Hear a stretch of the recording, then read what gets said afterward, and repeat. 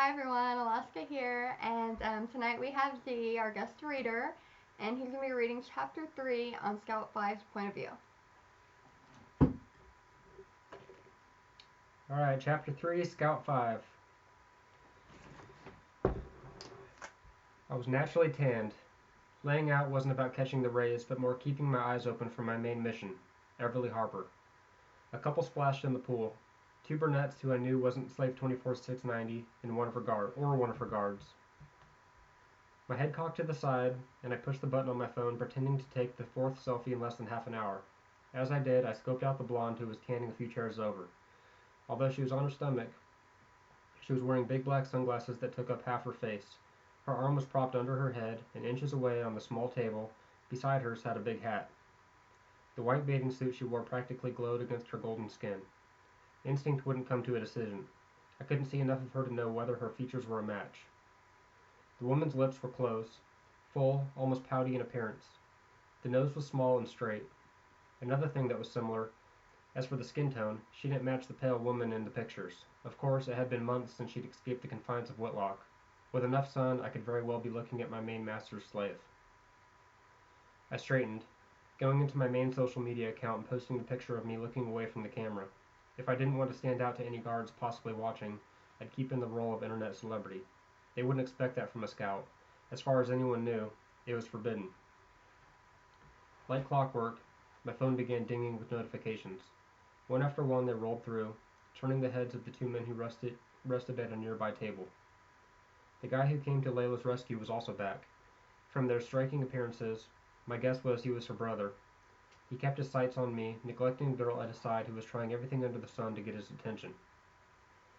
I gave it barely any notice as I rolled to my stomach and propped myself on my elbows. And for another 15 minutes I pretended to scroll through my feed. The blonde was on her back now, facing away from me. The more I went over her appearance in my head, the more confused I became. Had Everly Harper not arrived? Was she even going to? The movement in my peripheral pulled me from my thoughts, and I knew it was a mirror without having to look over. Internally, I groaned. I would have never have said a word to the girl had I known she wasn't alone, but it was too late now. She's not a game, you know, not a number, or a follower, or a trophy picture for your stupid social media pages. I want you to forget about dinner with Layla and stay away from her. My mouth tugged at the side, not in a smile, but in annoyance. I continued to stare at my phone, sliding my finger up to scroll. If I were smart, I would have said fine and ignored him. As it was, his order triggered my anger. To me, he was no one. A boy with bravery best suited for more tolerable minds. That wasn't me. I enjoyed destroying the strong, and so did others. They'd pay a lot of money to break the spirit of a young, muscled, good-looking man. What is Layla to you, your sister? My twin.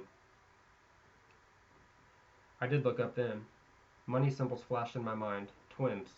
Twice the amount of profit for me if someone were looking for that sort of thing. Old Master Whitlock once had siblings, although a lot younger than these two. It didn't take away from the kink some craved. Incest, power, control. The old bastard used to make them fuck each other while the brother beat the sister. It was all good and dandy until the brother was forced to kill her mid-fuck. Or so the story went. It had been a long time ago, and rumors ran rapid at Whitlock. Twins, no shit. And her? I said, gesturing with my head to the brunette he'd left. My eyes took her in. Short dark hair like Everly, but the girl had long legs. She wasn't the slave I was searching for. She wasn't as pretty or as short. Is she your girlfriend?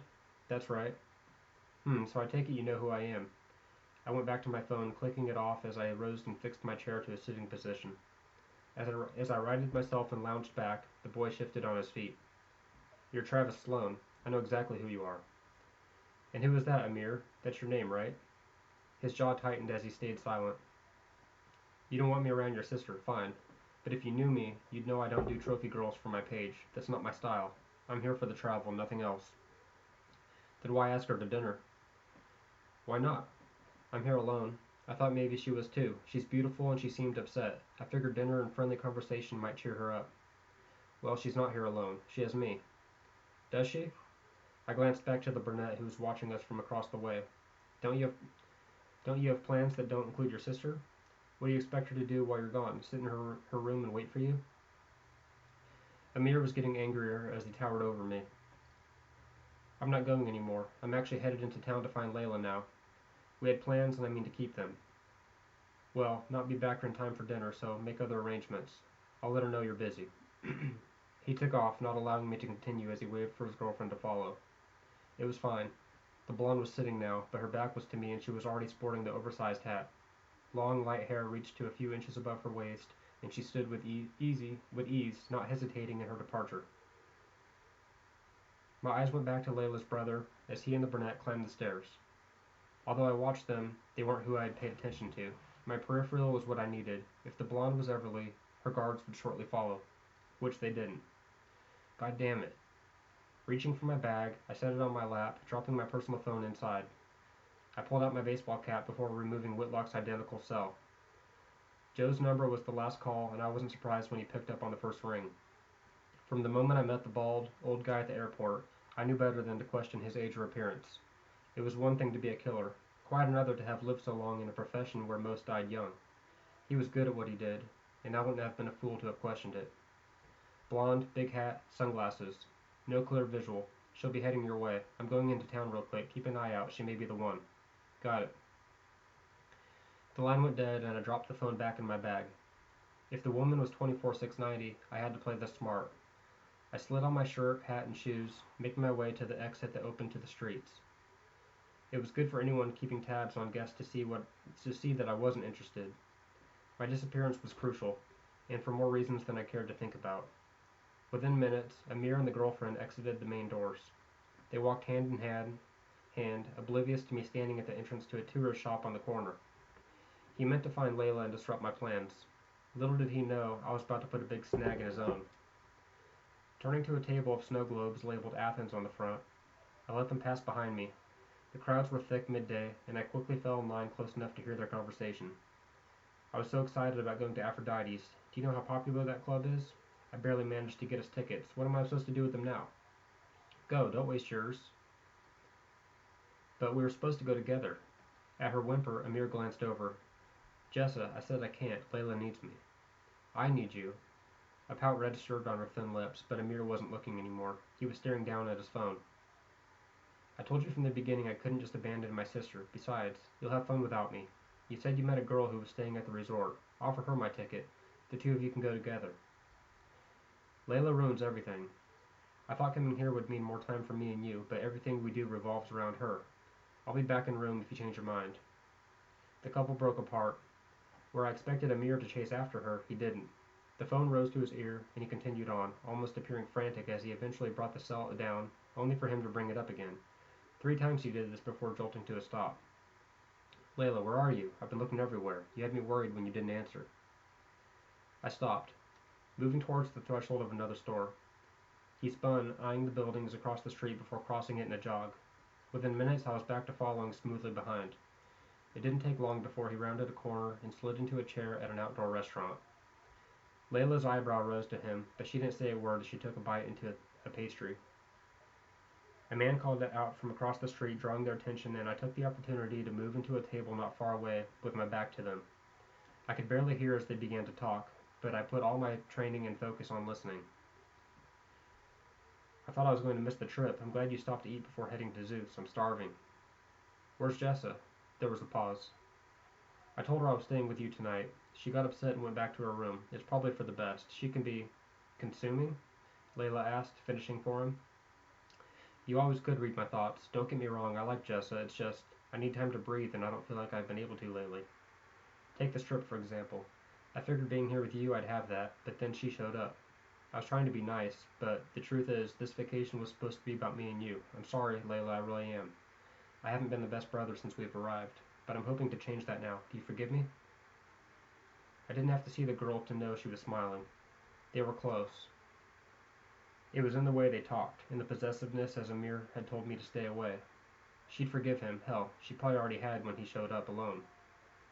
Of course I do. You're hungry. Eat the rest of this while I order us a new plate. You're too good to me. How did I get so lucky? Lucky? Ha! I had no idea how lucky he might... He had no idea how lucky he might end up being. Although I doubted he'd view it that way. Fucking one's sister wasn't on the typical menu, but for one fortunate master at Whitlock, they'd be living the dream. A waiter walked up and I glanced over the menu, ordering a coffee.